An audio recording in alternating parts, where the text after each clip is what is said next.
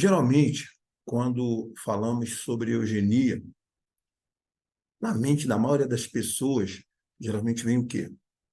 Lembranças da Segunda Guerra Mundial. Principalmente por quê? Por conta das experiências feitas por Hitler usando a eugenia como desculpa para matar várias pessoas por conta de raça, bem como fazer inúmeros experimentos de natureza cruel. Por isso que o objetivo desse ensaio é propor um debate um pouco mais extenso do que aquele que tem a visão míope da eugenia nazifascista. Por quê? Porque a ideia é analisar, discutir o conceito da eugenia no contexto científico brasileiro, bem como suas conexões internacionais. Também vamos partir da perspectiva do pós-guerra, mostrando que, em diferentes momentos, o conceito também serviu para diferentes propósitos. Entre eles, o controle populacional por meio do manejo da natalidade, lá atrás, com o Thomas Malthus, que procurava controlar a população através da natalidade das classes sociais mais vulneráveis. Um outro ponto também que o ensaio pretende propor um debate dentro do contexto eugenista é a discussão dos pensamentos de Immanuel Kant, que falava sobre a superioridade de uma raça sobre outra, especificamente da raça branca sobre as outras raças. Também fazer com que pensemos um pouco sobre as ideias de hierarquias alimentares de Francisco Bundes. Nosso objetivo também no ensaio é entender, ainda dentro de uma perspectiva eugenista, o racismo científico de Charles Darwin em sua teoria das espécies e o desdobramento desse racismo científico no pensamento de Francis Galton, que associou a eugenia ao controle social.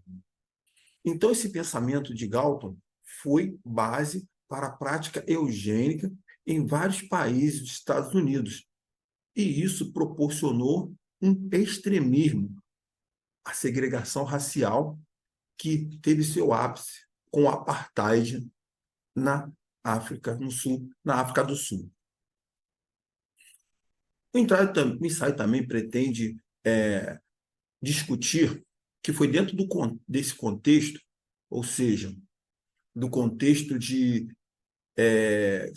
extremismo na prática eugênica, que se começou a discutir eugenia na América Latina. E que, de acordo com Nancy Stepan, essa ideia de eugenia latina, ela se contrapôs à ideia anglo-saxã.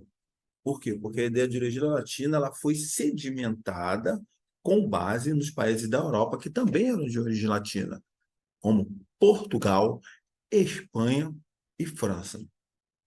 Por isso que a nossa proposta vai permitir, até determinado ponto, que o leitor possa perceber que, por conta da posição de Nancy Stepan, se aprofundou um pouco mais sobre a eugenia na América Latina, e em especial no Brasil. Aí, esse conceito, aconteceu o que com ele? Ele se expandiu para novos campos, como desenvolvimento social, desenvolvimento político, econômico, tudo isso associado à alimentação e à saúde como instrumento de regeneração das raças, ou seja, uma perspectiva de discussão da eugenia um pouquinho mais distante da eugenia nazista. O interessante é que nessa proposta, dentro da discussão eugênica aqui no Brasil, se toma como base o modelo colombiano destacado por Valero, que se desenvolveu com a discussão conceituada por José de Castro de geografia da fome. Então, Josué de Castro desafiou a teoria dos neomalthusianos sobre o controle populacional. Ele expôs que o aumento da população não seria a causa da fome, mas sim a distribuição desigual dos alimentos. Por isso que intencionamos mostrar dentro desse trabalho que o pensamento de Castro converge com o debate eugênico no contexto da população, da produção, perdão, de alimentos versus o crescimento populacional, mostrando que a eugenia vai muito, mas muito além da criação da raça perfeita ou simplesmente a eliminação de raças inferiores, como propôs o nazifascismo. O ensaio também pretende tratar da problematização da eugenia, claro, num contexto, num espaço curto, né? E seus diferentes modelos, através dos quais foram geradas controvérsias entre Renato Kell e Roquete Pinto, higienistas e sanitaristas brasileiros, sendo que será brevemente demonstrado no texto de Kell que foi no texto que Kell ele foi um dos principais divulgadores das ideias geogênicas no Brasil. E que ele defendia uma política dura de seleção radical, que sugeria a esterilização, seleção e cruzamentos com o objetivo de fazer o quê?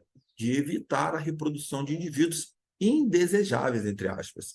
E, ao mesmo tempo, o texto vai destacar que o Roquete Pinto, mesmo tendo a mesma base mendeliana de Kell, ele entendia que não havia motivos para a radicalização de Kell, pois a ciência, ainda segundo Roquete Pinto, não conseguia determinar os portadores de maus ou bons genes.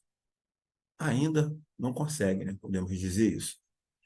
Um outro objetivo é mostrar que na América Latina, de um modo geral, o racismo ele foi mote dos debates sobre a questão higiênica.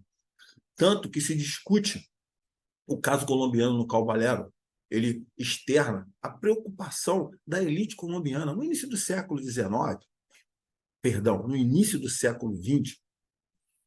Valero ele externa as preocupações da elite colombiana com o desenvolvimento econômico. Preocupação esta que fez com que os governos implementassem na Colômbia políticas públicas num contexto trabalhista e educacional. E isso passou a garantir condições básicas de subsistência para que se pudesse manter a produtividade econômica. No entanto, ficou evidenciado no texto que não houve nesta política a eliminação do cunho racista. Justificado por quê? Pelo mundo capitalista. Essa visão era justificada pelo mundo capitalista, que o objetivo principal era fazer com que o interesse econômico ficasse acima do interesse do ser humano. Ou seja, a escolaridade, naquela situação, foi tratada como meio para se construir a nação através de desenvolvimento, usando a qualificação do trabalho. Então, o ensino ali, ele não era voltado especificamente para âmbito geral, ele era focado para a qualificação trabalhista. Por isso que a discussão eugenista ela pode ser também problematizada nesse sentido, porque, de acordo com a proposta do texto, nós pretendemos mostrar que, dentro desta visão racializada, o desempenho educacional estaria condicionado à natureza constitucional e na questão da hereditariedade. Mas, sobre esse assunto de racialização do conhecimento dentro do contexto eugenista, eu convido a Maria Helena para que ela possa nos ajudar a entender qual é a proposta do trabalho nesse sentido. Com a palavra, Maria Helena.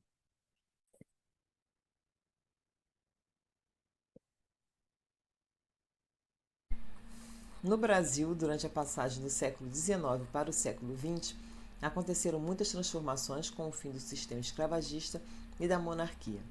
Com estas transformações surgiram também problemas de ordem econômica, política e social que precisavam ser debatidos e sanados para o surgimento de uma nação forte e saudável. Ideias europeias como o evolucionismo, positivismo e darwinismo social acharam lugar na mente de muitos intelectuais brasileiros. Intelectuais, naturalistas, higienistas, filósofos e sanitaristas se questionavam, diante da diversidade étnica do Brasil, sobre que tipo de nação poderia ser formada a partir da mistura de brancos, negros e indígenas. A eugenia foi transformada num projeto científico e social que se baseou no aperfeiçoamento da nação a partir da seleção de bons genes para uma boa geração. Dessa forma, a relação entre raça e eugenia sempre esteve presente nas discussões de eugenistas brasileiros e das instituições que estes representavam. As correlações entre inaptidão física e mental, a inferioridade das raças, se refletiu no pensamento educacional brasileiro, centrado no fato de que existiam raças anatômicas e fisiologicamente distintas e, como resultado disso, psiquicamente diferentes também, o que pediria um aperfeiçoamento da inteligência, ainda que em situações de baixa educação. O desempenho educacional estaria condicionado à natureza constitucional, fundamentado por uma genialidade hereditária, em que alguns nasceriam com mais aptidão do que outros para o estudo, e por isso deveriam ser educados, evitando-se o desperdício de tempo com quem não estaria apto. Neste contexto, negros e indígenas teriam uma mentalidade inferior e primitiva, sendo, portanto, dados a distúrbios e impossibilitados de aprenderem. Os primeiros testes de inteligência e aptidão surgem com a função de mensurar quantitativa e qualitativamente as diferenças existentes nos processos mentais, com uma preocupação de detectar os normais e os anormais, separando os bons alunos em potencial.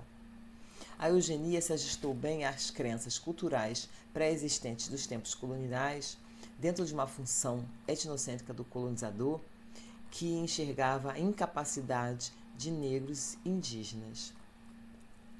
Ela também se encaixou muito bem em paradigmas eurocêntricos e hegemônicos que, ao longo dos últimos 500 anos, inspiraram a filosofia e as ciências ocidentais no modelo de sistema-mundo patriarcal, capitalista, colonial e moderno, assumindo um ponto de vista universalista, neutro e objetivo, constitutivo de uma hierarquia de conhecimento superior e inferior, e, consequentemente, de povos superiores e inferiores. Estes padrões de classificação, sustentados em uma relação de superioridade étnica e cognitiva, teve profundas conexões com a colonialidade incorporada e reapresentada cotidianamente de formas distintas pelas instituições para a perenização das desigualdades sociais. Deslocando a discussão sobre eugenia para o contexto atual brasileiro, podemos evocar uma série de situações correlacionadas que são impelidas a diferentes parcelas da sociedade como forma de perenização, de aniquilação de determinados grupos humanos, invariavelmente negros e indígenas. Dentre essas situações, destacamos a pandemia e seu impacto desigual, com a falta de políticas consistentes e de acesso a informações científicas que expuseram uma ausência deliberada de urgência e de nenhuma estrutura do poder público no enfrentamento da pandemia, o que se caracterizou como uma política genocida e proposital. Foram prejuízos irrecuperáveis que constituem dados reais que precisam ser problematizados e inseridos na construção do pensamento brasileiro sobre a relação entre o conceito de eugenia e genocídio. A ausência de ações estruturadas na pandemia comprometeram também a qualidade da educação, com condições desiguais de oferta, tanto em função do tempo dedicado às atividades, quanto da presença da infraestrutura tecnológica adequada para o estudo na residência, o que prejudicou principalmente alunos da rede pública, estudantes com menor renda, maioria de pretos ou pardos, indígenas, população LGBTQIA+, moradores da zona rural e das regiões norte e nordeste do país. Sob uma perspectiva do nível de instrução, o aumento da informalidade no mercado de trabalho, a ausência de proteção social, a eliminação de postos de trabalho e o aumento do trabalho precário e do trabalho infantil também se caracterizam como uma aniquilação de algumas parcelas da sociedade. Na saúde, a maioria das mortes causadas pela doença no Brasil fora de moradores dos bairros mais pobres. Percebemos nessa situação que as condições de vida e moradia da população negra impactaram o processo de saúde, doença e morte, e a falta de acesso da população negra às políticas específicas acabaram inflando esses números. Também não podemos esquecer do uso frequente e rotineiro da violência letal pela polícia, que atinge principalmente jovens negros, que são a maioria nas estatísticas por morte em conflitos ou que se avolumam nos presídios.